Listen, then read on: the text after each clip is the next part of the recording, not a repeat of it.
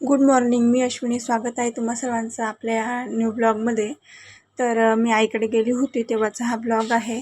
तर रेवाची इथे ना मस्तची बुच्ची वगैरे घालून दिली होती माझ्या बहिणीने संध्याकाळच्या वेळेला. आणि त्याच्यानंतर त्यांचं दोघींचं इथे ना खेळायचं चाललं होतं. आमच्या सिटीमध्ये काही असं काही खेळायला भेटत नाही पानं फुलांसोबत. इथे ना खेळामध्ये ना मस्त असं खेळायला भेटतं म्हणून मग तिचं तेच खेळायचं चाललं होतं. दुसऱ्या दिवशी आम्ही ना आईच्या शेतात जायचं होतं. आई म्हणत होती चक्कर टाकायला जायचं. म्हटलं चल आम्ही पण येतो. म्हणून मग आईसोबत आम्ही सुद्धा निघालो होतो शेतात जायसाठी. रेवलासुद्धा घेतलं होतं सोबत. म्हटलं तिला कोणाजवळ ठेवायचं म्हणून मग तिला म्हटलं ती पण काही गोष्टी अनुभवेल, काही शिकेल म्हणून मग तिलासुद्धा सोबत घेतलं होतं. रस्त्याने पायी गेलो आणि त्याच्यानंतर इथे ना बागायती शेती वगैरे होती. तर इथं ना ब्लिचिंग वगैरे केलेली होती. ती सुद्धा मी थोडंसं शूट करून घेतलं. आणि त्याच्यानंतर इथे ना फायनली आईच्या वावरात आम्ही पोहोचलो. तर आईच्या वावरामध्ये ना सोयाबीन आहे आणि तूर आहे. तर पोचल्याबरोबर ना इथं ना माझ्या बहिणीने तर येऊला खाली ठेवून दिलं, कारण तिनं कडेवर पूर्ण रस्ताभर कडेवर घेतलं होतं तिला. म्हणून पोचल्याबरोबर खाली ठेवलं तिला आणि मस्त असं चालवायला लागल्या दोघीजणी.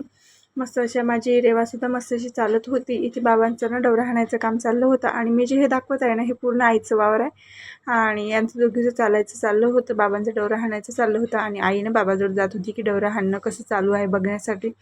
आणि आम्ही सुद्धा आईच्या मागेच जात होतो. वारबास बघायसाठी चालू होतो, म्हणजे कसं निघलं काय निघलं चक्कर टाकायसाठी म्हणून. आणि इथे ना निंबाच्या झाडाखाली येऊन बसलो होतो आम्ही. रेवालासुद्धा मस्त असं निंबाच्या मुळीवर बसवलं होतं. माझी बहिणीसुद्धा बसली, मी सुद्धा बसली.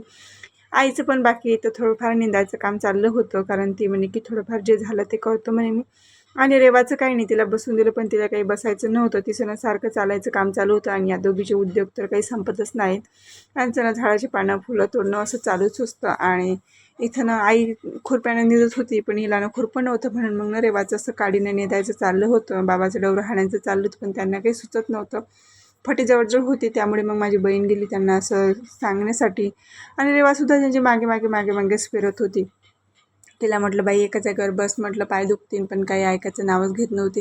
पीक तुडवेल म्हटलं, पण पूर्ण पीक तुडवलं तिला समजतही नव्हतं की हे पीक आहे की काय म्हणून.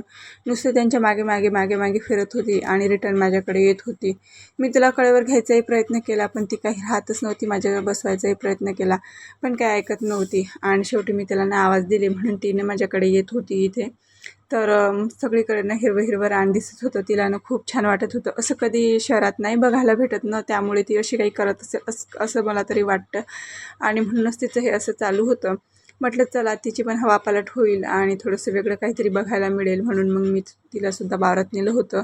इथे ना माझ्या बहीण डवरा हाणत होती, तिलासुद्धा डवरा हाणायचं होतं, म्हणून मग तिने आणि दोघींनी असा काहीसा पराक्रम केला होता.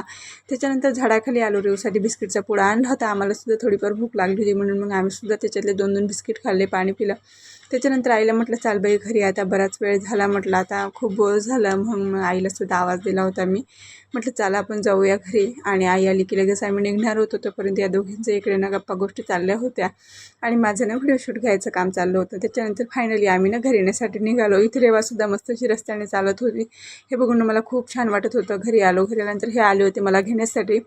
तर मग आम्ही त्यांना जेवण वगैरे करायला दिलं आणि त्याच्यानंतर आम्ही निघालो घरी येण्यासाठी. चलो बाय.